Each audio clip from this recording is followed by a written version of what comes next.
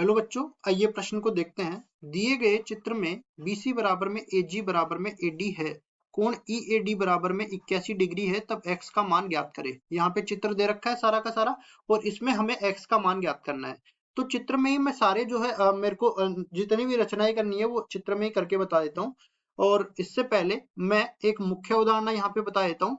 मुख्य अवधारणा मतलब कि ये सवाल जो है इसको हल करने के लिए जो सूत्र काम में आने वाले हैं, जो प्रमेय काम में आने वाली है, वो मैं मुख्य उदाहरण में बता रहा हूँ। पहली चीज हमारे पास बाह्य कोण प्रमेय होती है। बाह्य कोण प्रमेय, ये प्रमेय कहती क्या है कि कोई भी त्रिभुज अपने पास दे रखा है। मान लो ये कोई त्रिभुज दे रखा है और ये अपने पास बाह्य कोण इस तरह से निकला हुआ है, ठीक है। तो ये वाला जो कोण होगा ना, इसको मैं x बोल देता हूँ और ये कोण 1 बोल देता हूँ, ये कोण 2 बोल देता हूँ। तो हम लोग कहेंगे कि x का जो मान होगा ना, वो कोण 1 प्लस कोण 2 के बराबर हो जाएगा। इस तरह से बाह्य कोण का मान इसके सम्मुख दोनों अंतःकोणों के योग के बराबर होता है। ये अपने पास बाह्य कोण प्रमेय आ गई। दूसरा अपने पास रेखीय युग्म भी देख लेते हैं। रेखीय युग्म होते क्या है? रेखीय युग्म, रेखीय युग्म में क्या होता है? एक रेखा पर कितने भी कोण बने हो, ठीक है, इस बिंदु पर, एक ही बिंदु पर कितने भी कोण बने हुए हैं, इसको कोण 1 बोल देते हैं, इसको कोण 2 बोल देते हैं, इसको कोण 3 बोल देते हैं, इसको कोण 4 बोल देते हैं। ये सारे एक ही रेखा के एक ही बिंदु पर बने हुए हैं, इसलिए हम लोग कहेंगे कि कोण 1 प्लस कोण 2 प्लस कोण 3 प्लस कोण 4 सारे के सारे कोणों का योग 180 डिग्री के बराबर होता है, क्योंकि 180 डिग्री सरल कोण होता है जो कि सरल रेखा पर बना होता है। अब देखिए आगे चलते हैं और इसमें हम लोग पहले तो निर्माण कर लेते हैं जो भी रचना करनी है। चूंकि हम लोग जानते हैं, हम लोग कहेंगे प्रश्नानुसार, प्रश्नानुसार अगर अगर त्रिभुज की दो भुजाएं बराबर हो, त्रिभुज की दो भुजाएं बराबर हो, बराबर हो, तो दोनों सम्मुख कोण भी आपस में बराबर होते हैं। दोनों सम्मुख कोण भी आपस में बराबर होते हैं, आपस में बराबर होते हैं। अब देखिए यहाँ पे हमें क्या क्या बोला है कि ये AC बराबर में है AD के, ठीक है। AC दे रखा है ना, यहाँ पे देख सकते हैं हम लोग।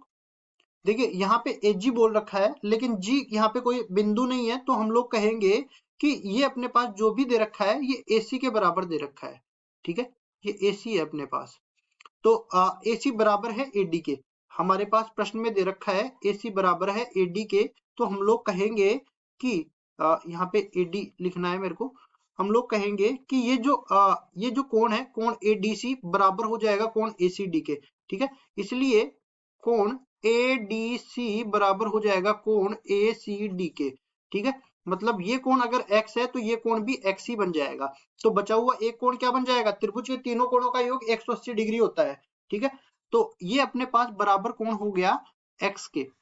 अब मेरे को तीसरा कोण कौन सा है? CAD, कोण CAD, कोण CAD प्लस कोण ADC प्लस कोण ACD, तीनों कोणों का योग 180 डिग्री के बराबर होता है। तो यहाँ से कोण CAD बराबर हो जाएगा किसके? 180 डिग्री माइनस में x, दोनों का मान x है तो माइनस में 2x हो जाएगा। तो ये जो बचा हुआ कोण है ना, ये किसके बराबर आ जाएगा?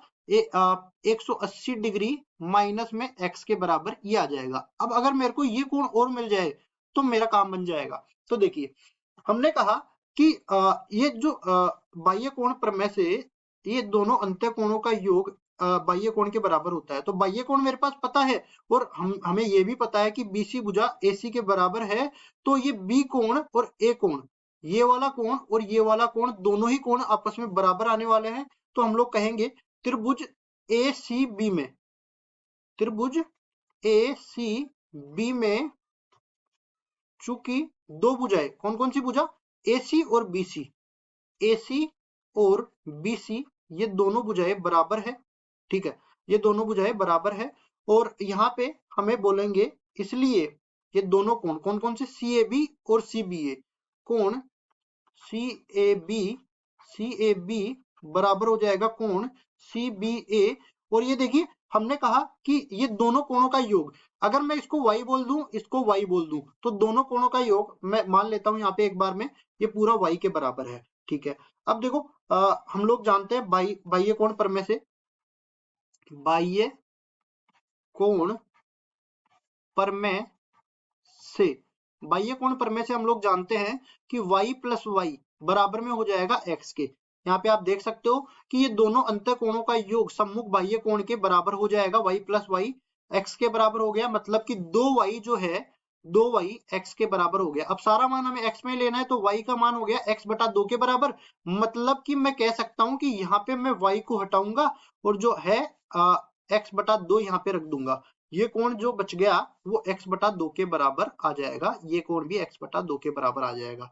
अब देखो केवल हमें इन तीनों कोणों से मतलब है, इन तीनों कोणों का योग 180 डिग्री के बराबर होना है, तो हम लोग कहेंगे रेखीय युग्म से, रेखीय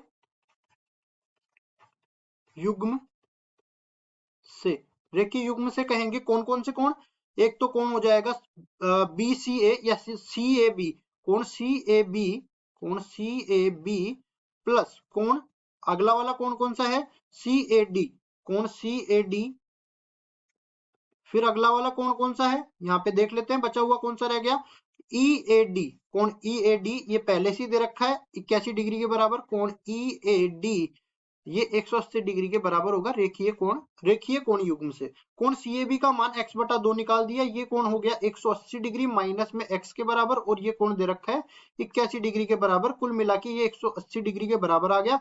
अब देखिए यहां से हम लोग कह सकते हैं क्या, ये सॉरी 180 डिग्री माइनस में 2x के बराबर था। अब देखिए 180 डिग्री से 180 डिग्री कट जाएगा और x बटा 2 में से माइनस 2x जाएगा, तो माइनस का 3x बटा 2 बचेगा, जो दूसरी तरफ जाके 3x बटा 2 प्लस का बच जाएगा और इस तरफ केवल 81 डिग्री रह जाएगा। अब देखो ये जाएगा उस तरफ, x का मान निकालेंगे 81 गुणा में 2 बटा में 3 बच गया, 3 से ये कटेगा 27 बार, 27 2 से गुणा होके ये बच जाएगा 54 डिग्री के बराबर। अब देखो हमें केवल x का मान निकालना था और x का मान 54 डिग्री के बराबर आ गया और यही हमारा उत्तर हो जाएगा। आशा करता हूं ये सवाल आपको समझ में आया होगा। धन्यवाद।